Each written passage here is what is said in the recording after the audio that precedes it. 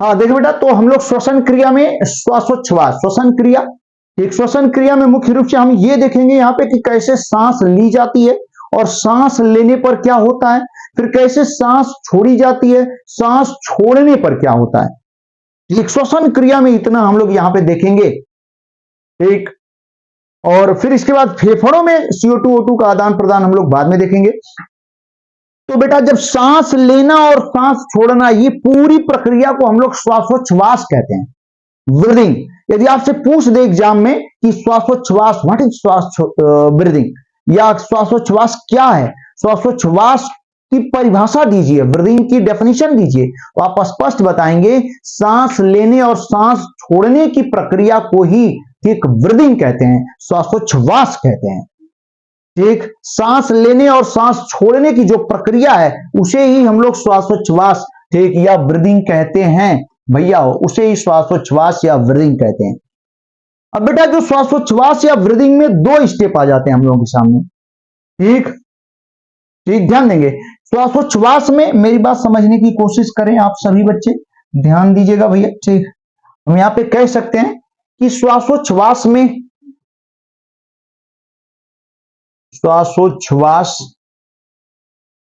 ठीक, श्वासोच्छ्वास का मतलब क्या बेटा, ध्यान दीजिएगा, ब्रीदिंग। ठीक,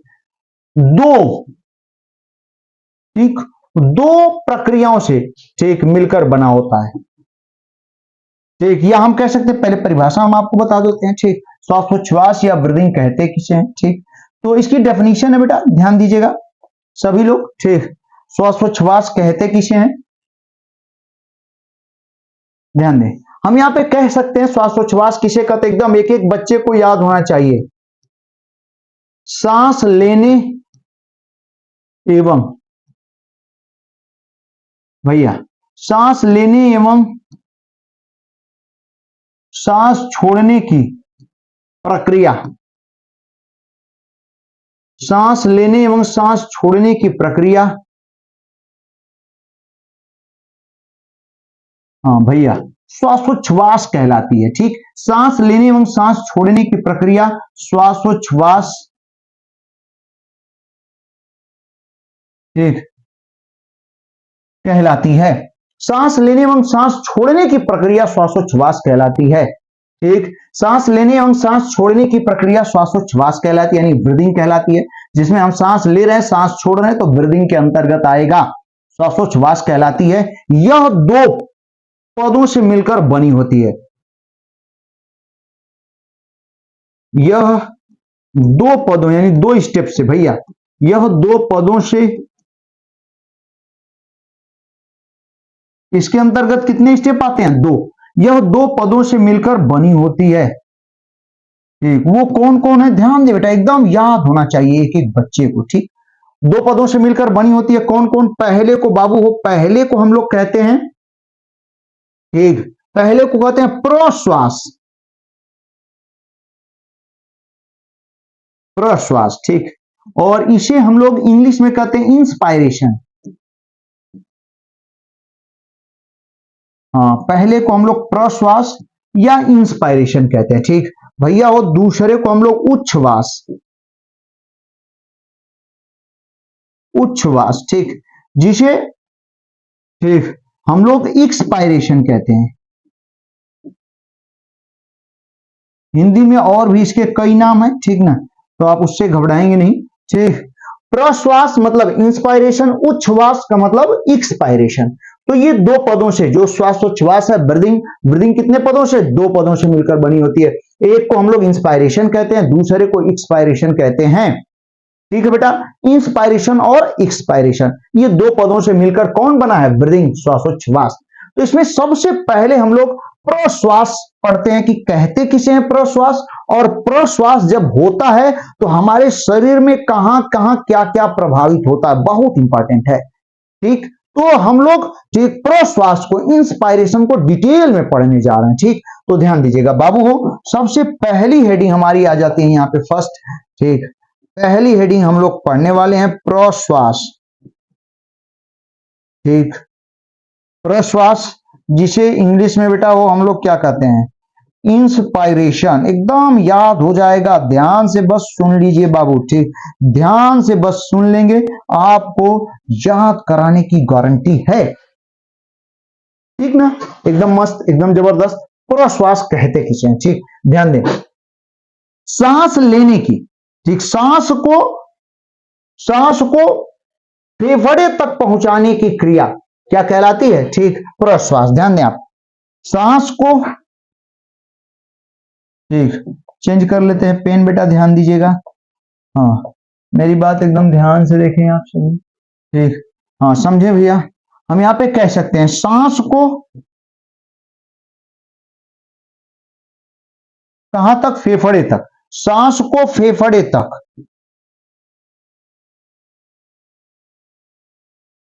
फेफड़े तक पहुंचाने या सांस लेने की प्रक्रिया, ठीक, सांस को फेफड़े तक, हाँ, पहुंचाने की प्रक्रिया, बेटा वो एकदम याद करते चलिए, या आपकी याद करने के लिए हम लिख रहे हैं, आप ध्यान दीजिएगा, सांस को फेफड़े तक पहुंचाने की प्रक्रिया, ठीक, क्या कहलाती है, प्रश्वास कहलाती है, क्या कहलाती है बेटा, प्रश्वास, ठीक ना, सांस को फेफड़े तक पहुंचाने की प्रक्रिया प्रश्वास कहलाती है। सांस को जब हम फेफड़े तक लेंगे सांस, तो उसे इंस्पायरेशन कहते हैं, इंस्पायरेशन, सांस को जब ले रहे हैं तो इसे इंस्पायरेशन कहेंगे, फेफड़े तक पहुंचाएंगे इसको, इंस्पायरेशन। अब सांस को जब लेंगे, इंस्पायरेशन यानी प्रश्वास में होता क्या है, तो 3 चेंजेज आते हैं हमारे शरीर में, हमारे जो शरीर में, ठीक, जहां तक सांस जो प्रभावित कर रही है उसमें 3 परिवर्तन आने वाले हैं, जो कि काफी महत्वपूर्ण है। जब हम सांस लेते हैं तो हमारे शरीर में कितने परिवर्तन आते हैं, 3 चेंजेज आ रहे हैं, ध्यान दीजिएगा भैया, एकदम ध्यान से, एकदम ध्यान से, एकदम ध्यान से, ठीक, हम यहां पे लिख सकते हैं प्रश्वास के कारण, ठीक, प्रश्वास की वजह से या प्रश्वास में, भैया प्रश्वास में निम्नलिखित, यानी इंस्पायरेशन में, यानी जब हमारे शरीर में हवा जा रही है, शरीर का मतलब फेफड़े तक जा रही है हवा, तो क्या परिवर्तन हो रहा है, प्रश्वास में निम्नलिखित 3 परिवर्तन होते हैं, ये बहुत इंपॉर्टेंट है, ठीक, हाँ, निम्नलिखित 3 परिवर्तन होते हैं, कौन कौन, पहला परिवर्तन, एकदम ध्यान से सुनिएगा बाबू, ठीक, एकदम ध्यान से, पहला चेंज क्या होता है, ठीक है, तो पहला परिवर्तन क्या देखने को मिलता है इंस्पायरेशन में, तो जानते हैं बेटा, ध्यान दीजिएगा मेरी बात, पहला परिवर्तन, तो जो रिब्स होती हैं, पसलियां, पसलियां, पसलियां कौन है, 12 जोड़ी होती हैं, जो देख रहे हैं ना आप, ये छाती की जो पसलियां होती हैं वो कितनी होती है, 12 जोड़ी, यहां से एक मेन हड्डी होती है, ठीक, उसी से 12 हड्डियां पीछे तक जाके रहती हैं, उसी के अंदर फेफड़ा है, पसलियों के अंदर फेफड़ा उपस्थित है भैया, ठीक, जो लंग्स है पसलियों से घिरा हुआ है, नीचे लंग्स के नीचे क्या, डायफ्राम है, ठीक, ध्यान दीजिएगा मेरी बात समझने की कोशिश करें, यहां पे हम आपको बता देते हैं, ठीक,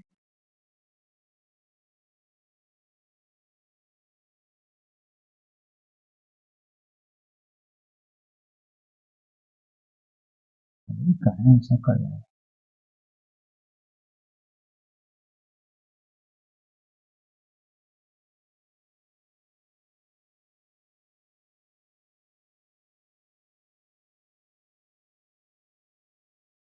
हाँ देखिए बेटा, तो ये जो लंग्स होते हैं, ठीक, यहां से आती हैं ये, तो यहां पे ध्यान देंगे, मेरी बात समझने की कोशिश करें, ये क्या होता है, डायफ्राम होता है, और ऊपर से ये रिब्स की हड्डियां लगी होती हैं यहाँ पे, ठीक, और ये कितनी जोड़ी होती है, 12 जोड़ी होती है, ध्यान दीजिएगा, ये रिब्स की हड्डियां कितनी होती हैं, जिसे पसलियां कहते हैं, ठीक, 12 जोड़ी होती हैं। अब 12 जोड़ी होती हैं, इनमें ये जानते हैं, इसमें पेशियां लगी होती हैं, ठीक, पतली पतली पेशियां, पेशियां मसल्स कह सकते हैं हम लोग, मांसपेशियां, तो मांसपेशियां लगी होती हैं, मसल्स जुड़ी होती हैं ये, ठीक, ये मसल्स लगी होती हैं, मांसपेशियां यहाँ लगी होती हैं, किसके बीच, रिब्स के बीच, अभी हम आपको समझाएंगे, ये क्या है, डायफ्राम है, और नीचे क्या बेटा, पेट है, पेट उधर, ठीक, हाँ नीचे पेट है, और ये डायफ्राम है, ध्यान दीजिएगा, और ऊपर पसलियां लगी हुई हैं। इन्हीं तीनों में चेंज मिलेगा देखने को। किसमें? सबसे पहले 12 जोड़ी पसलियों में चेंज देखने को मिलेगा, फिर डायफ्राम में चेंज देखने को मिलेगा, फिर पेट की, ठीक, पेट की पेशियों में यानी मांसपेशियों में, मसल्स में देखने को चेंज देखने को मिलेगा। मेरी बात को ध्यान सुने। इंस्पायरेशन में यानी प्रश्वास में, जब हम सांस को अंदर लेते हैं तो यहां 3 चेंजेस देखने को मिलते हैं जो कि बहुत इंपॉर्टेंट है, एकदम याद रखिएगा। पहला चेंज पसलियों में देखने को मिलेगा, दूसरा चेंज डायफ्राम में देखने को मिलेगा बेटा, और तीसरा चेंज बाबू पेट की पेशियों में देखने को मिलेगा। तो चलिए तीनों को हम क्लियर कर रहे हैं। मेरी बात ध्यान दें। जो पहला पॉइंट है बेटा, ध्यान दीजिएगा, सभी बच्चे एकदम याद रखेंगे। जो पहला पॉइंट है, पहला पॉइंट क्या चेंज देखने को मिल रहा है? तो पसलियों में ये जो रिब्स हैं, ठीक, तो जानते हैं क्या होगा? ठीक, रिब्स की यानी पसलियों की पेशियां संकुचित होती हैं। ठीक, पहला प्रश्वास में जब हम सांस लेते हैं अंदर तो क्या होता है, ध्यान दीजिएगा, या कब सांस लेना पड़ता है अंदर, ध्यान दीजिएगा। तो पहला पॉइंट क्या है कि ध्यान दें, पसलियां कितनी जोड़ी हैं? ठीक, 12 जोड़ी। ठीक, एकदम याद रखिएगा। पसलियों की पेशियां, मांसपेशियां, ध्यान दे बेटा, पसलियों की पेशियां यानी मसल्स, रिब्स की जो मसल्स हैं, रिब्स कितनी जोड़ी? 12 जोड़ी। इनकी जो मसल्स हैं, जो रिब्स को जोड़ रही हैं, रबर की तरह होती हैं, ठीक, जो जोड़ रही हैं, ठीक, उन्हीं की बात चल रही है। तो पसलियों की पेशियां संकुचित होती हैं। ठीक, हाँ ध्यान दें, पसलियों की पेशियां संकुचित होती हैं, जिसके कारण संकुचित होती हैं, भैया हो ध्यान दीजिएगा, हाँ, संकुचित होती हैं, जिससे, ध्यान दें बेटा, जिससे पसलियां, अभी हम समझाएंगे, ठीक, जिससे पसलियां बाहर की ओर फैलती हैं। कहां भागेंगी? बाहर। ये अजीब पॉइंट है, आपको ये समझ में नहीं आता, बहुत लोगों की समझ में नहीं आता कि संकुचित जब होंगी तो बाहर कैसे भागे। अभी हम समझा देते हैं। ठीक, पसलियों की पेशियां संकुचित होती है, जिससे पसलियां बाहर यानी रिब्स जो है बाहर की ओर भागती है। ठीक, बाहर की ओर फैलती हैं, जिससे वक्ष गुहा, जो थोरेसिक कैविटी होती है, यानी बीच में जो खाली स्थान है, पसलियों के बीच जो खाली स्थान जिसमें फेफड़ा है, वक्ष गुहा में फेफड़ा होता है, थोरेसिक कैविटी कहते हैं जिसे। ठीक, वक्ष गुहा, उसी में क्या होता है? फेफड़ा होता है। तो ध्यान दें, पसलियां बाहर की ओर फैलती हैं, जिससे वक्ष गुहा यानी थोरेसिक कैविटी जिसमें फेफड़ा है, जिससे वक्ष गुहा, हाँ, वक्ष गुहा का आयतन, ठीक, बढ़ जाता है, हाँ, जिससे वक्ष गुहा का आयतन बढ़ जाता है और फेफड़ा फैलता है। नॉर्मल बात है, ध्यान दीजिएगा। अब इसको समझिए बेटा, मेरी बात समझिए, ध्यान दीजिएगा। इंस्पायरेशन में क्या होता है? पसलियां यहां पे हैं, यहां पे पसलियां हैं और बीच में उनकी पेशियां लगी हुई है, 12 जोड़ी, यहां से लेके यहां तक 12 जोड़ी पसलियां हैं। ठीक, जब हम सांस लेते हैं तो आप ये फैलती हैं बाहर। ठीक है, जब फैलती, क्यों फैलती हैं, क्यों बाहर भागती हैं? तो इनकी बीच जो पेशियां बेटा संकुचित, जब संकुचित होंगी ना, खिंचाव होगा तो खिंचाव के कारण ये बाहर भागती हैं, खिंचाव होगा तो ये बाहर भागती हैं। ठीक, बाहर भागते हैं, जिसके कारण जब ये बाहर भागेंगी, खिंचाव होगा, ठीक, खिंचाव होगा तो ये बाहर भागती हैं।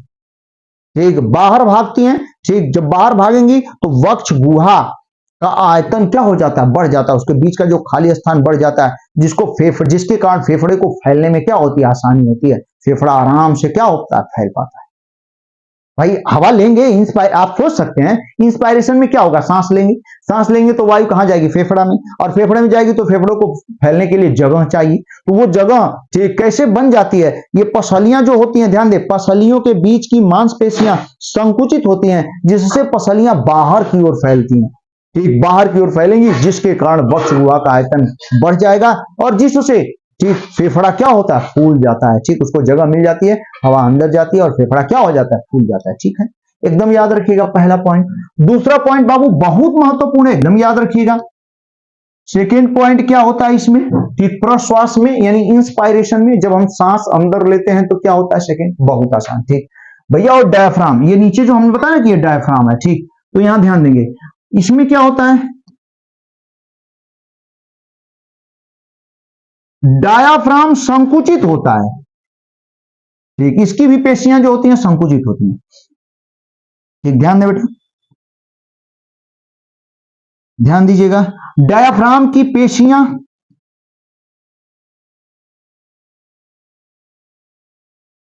हाँ, डायफ्राम की पेशियां यानी मसल्स जो होती हैं संकुचित होती हैं,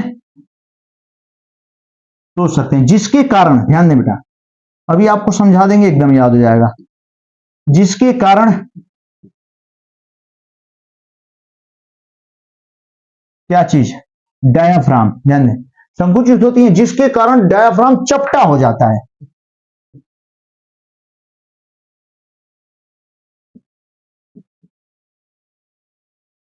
एक चपटा हो जाता है जिससे जिससे प्रश्वास के कारण, एक प्रश्वास के कारण फेफड़ों को नीचे की तरफ, नीचे की ओर, ध्यान दें बेटा, ठीक, फैलने की सुविधा मिल जाती है, ठीक, कितना बढ़िया पॉइंट, कितना मस्त, ठीक है, एकदम बढ़िया, ध्यान दे भैया, इसको भी समझ लीजिए आप, देखें डायफ्राम आपको एकदम स्पष्ट दिखाई दे रहा हूं, ये डायफ्राम है भैया, ठीक, और इनकी मांसपेशियां आप देखिए जब संकुचित होंगी तो सीधा होगा कि नहीं, ऐसे को फैला है एकदम, ठीक, ध्यान दें, ऐसे होता, ऐसे होगा, ऐसे डायफ्राम ऐसे होगा, यहाँ एक फेफड़ा, यहाँ एक फेफड़ा लगा हुआ है, ठीक, दबाया हुआ है डायफ्राम, उनको फेफड़ा को ऊपर दबाया हुआ है। अब इंस्पायरेशन की स्थिति में जब हम हवा लेते हैं हम अंदर, तो जानते हैं इनकी इसकी मांसपेशियां, डायफ्राम की मांसपेशियां में खिंचा हुआ था ऐसे, ध्यान दीजिएगा, ऐसे है डायफ्राम, ऐसे, यहाँ फेफड़ा है, यहाँ फेफड़ा है, दोनों, ठीक, उसको दबाए हुए है डायफ्राम, ऊपर की ओर दबाए हुए, ठीक। अब जब इंस्पायरेशन की स्थिति में, प्रश्वास की स्थिति में डायफ्राम की पेशियों में संकुचन होता है, और जब संकुचन होगा बाबू ना तो ये चपटा होगा, ऐसे ऐसे सीधा खिंच जाएगा तो चपटा हो गया, और जब चपटा हो जाएगा तो पर्याप्त फेफड़ों को फैलने के लिए पर्याप्त जगह मिल जाएगी, ठीक, और इंस्पायरेशन आराम से होगा, ठीक ना, इंस्पायरेशन यानी प्रश्वास यानी सांस अंदर आराम से जाएगी, क्योंकि फेफड़ों के फैलने के लिए जगह बढ़ा देता है कौन, डायफ्राम भी, पसलियां भी बढ़ा देती है, नीचे डायफ्राम भी बढ़ा दिया। इसके अलावा ध्यान दें बेटा, ठीक ना, तीसरा और लास्ट पॉइंट क्या है, मेरी बात समझने की कोशिश करें बाबू, तीसरा और लास्ट पॉइंट क्या है बेटा, ठीक, तीसरे और लास्ट पॉइंट में क्या होता है जरा ध्यान दीजिएगा, सभी बच्चे एकदम ध्यान दें, तीसरे पॉइंट में ना बेटा, ठीक, तीसरे पॉइंट में ये जो पेट की, उदर की पेशियां जो होती हैं, ठीक, उदर की पेशियां, इनमें भी क्या होता है संकुचन, ठीक, जब हम सांस लेंगे तो उदर की पेशियां क्या होती हैं, संकुचित होती हैं, जिसके कारण, ठीक, जिसके कारण उदर, ठीक, उदर में संकुचन हो जाता है, यह दब जाता है और ऊपर क्या हो जाती है, जगह हो जाती है, ठीक। तो तीसरे में भी जान दे, एकदम याद रखिएगा, उदर पेशियां, उदर पेशी तो छोटा सा है, उदर पेशियों में क्या होता है, संकुचन, संकुचन होता है, सही है, एकदम सही। तो ये तीन घटनाएं होती हैं, तीनों एकदम याद रखिएगा, ये तीनों किसकी घटनाएं हो गई, प्रश्वास, इंस्पायरेशन, सांस को फेफड़े तक पहुंचाने की प्रक्रिया प्रश्वास कहलाती है। अब दूसरा बेटा ध्यान दीजिएगा, दूसरा हम लोग देखते हैं यहाँ पे, अब इसी का ठीक अपोजिट, एकदम सब कुछ इसका उल्टा, प्रश्वास का कौन है, उच्छ्वास। तो दूसरी हेडिंग हम लोग देखते हैं, यहाँ पे ध्यान देंगे, दूसरी हेडिंग बेटा हम लोगों की है उच्छ्वास, उच्छ्वास भैया हो, जिसे हम लोग क्या कहते हैं, एक्सपायरेशन, एक्सपायरेशन, एक्सपायरेशन बाबू हो, एक्सपायरेशन, उच्छ्वास। ये उच्छ्वास में क्या होता है, ठीक ध्यान दीजिएगा, इसमें क्या है, हवा को बाहर निकालना है। अब हवा बाहर कब निकलेगी, जब उसका आयतन घटेगा अब क्या होगा, ध्यान दे बेटा, इसका ठीक सब कुछ उल्टा एकदम। इस स्थिति में उच्छ्वास में आप अपने से लिख लीजिएगा, एकदम सब कुछ उल्टा गया। ठीक, हम आपको समझा देते हैं। पसलियों की पेशियां क्या होंगी, शिथिल हो जाएंगी। पहले तो संकुचित हुई, संकुचन के कारण ये बाहर की ओर फैली पसलियों की हड्डियां, लेकिन जब इंस्पायरेशन हो गया तो एक्सपायरेशन, अब एक्सपायरेशन में होगा तो फिर से अपने स्थान पर चली जाएंगी पसलियों की हड्डियां, फिर से दब के अपने स्थान पर जाएंगी। पहले फैली थी, अब दब के अपने स्थान पर मतलब शिथिल हो जाएंगी। तो पसलियों की ठीक मांसपेशियों में यानी पेशियों में क्या होगा, शिथिलन होगा। ठीक, संकुचन का मतलब ठीक, संकुचित का मतलब खिंचाव होगा, फिर शिथिलन का मतलब अपने स्थान पर जैसे थी वैसे पहुंच जाती है। फिर आयतन क्या हो जाता है, कम हो जाता है वक्ष गुहा का। ठीक, थोरैसिक कैविटी का जो वॉल्यूम है उसमें जो खाली जगह है वो क्या हो जाती है, घट जाती है। ठीक बेटा, समझने की कोशिश करें। ठीक, इसका ठीक उल्टा होगा, जब आप सांस क्या करेंगे, छोड़ेंगे। सांस लिया आपने, आयतन वक्ष गुहा का जगह बीच का बढ़ गया, बढ़ा कैसे, ठीक, पसलियों की जो मांसपेशियां उनमें खिंचा हुआ, जिसके कारण पसलियां आगे की तरफ फैल गई और वक्ष गुहा का आयतन बढ़ गया। फिर दूसरा क्या बेटा, डायफ्राम ऐसे था, ऐसे उसका शिथिलन है, एकदम नॉर्मल स्थिति है डायफ्राम की। यहाँ पे फेफड़ा लगा हुआ है, इसमें संकुचन हुआ, फ्लैट हो गया, फेफड़ों को जगह मिल गई, फैल गए फेफड़ा, अंदर हवा आ गई। सही हुआ। फिर जब उच्छ्वास हो गया, अब सॉरी प्रवास हो गया, अब उच्छ्वास में क्या हुआ बेटा, ध्यान दीजिएगा। ठीक, तो अब क्या हुआ, फिर ऐसे था तो फिर फेफड़ा ऐसे हो जाएगा, शिथिलन हो जाएगा, तो फिर फेफड़ों को दबा देगा तो हवा कहां हो जाएगी, बाहर निकल जाएगी। ठीक, इधर पसलियां भी दबा दी और उधर से डायफ्राम भी दबा दिया। ठीक, अब फेफड़ा पिचक गया और हवा कहां हो गई, बाहर निकल गई। ठीक, तो ये कौन सी घटना हुई, एक्सपायरेशन यानी उच्छ्वास हुआ। और उदर पेशियां भी क्या हो जाती हैं, शिथिल हो जाती हैं, संकुचन न होके इनमें भी क्या हो जाता है, शिथिलन। तो इस तरीके से बेटा हमने श्वसन क्रिया को आपको समझा दिया। अब हम लोग अगले लेक्चर में पढ़ेंगे फेफड़ों में कैसे O2 और CO2 का आदान प्रदान होता है, exchange of CO2 and O2 इन क्या लंग्स। ठीक, पूरा वीडियो देखने के लिए बेटा बहुत बहुत धन्यवाद। एकदम लगातार आप वीडियो पे बने रहें, पढ़ते रहें, मस्त रहें। ठीक, पढ़ाई में ही व्यस्त रहें, भगवान करें ठीक आप ऊंचाइयों तक छुएं, आपका फ्यूचर एकदम मस्त रहे। ठीक, पूरा वीडियो देखने के लिए बहुत बहुत धन्यवाद, दिल से धन्यवाद।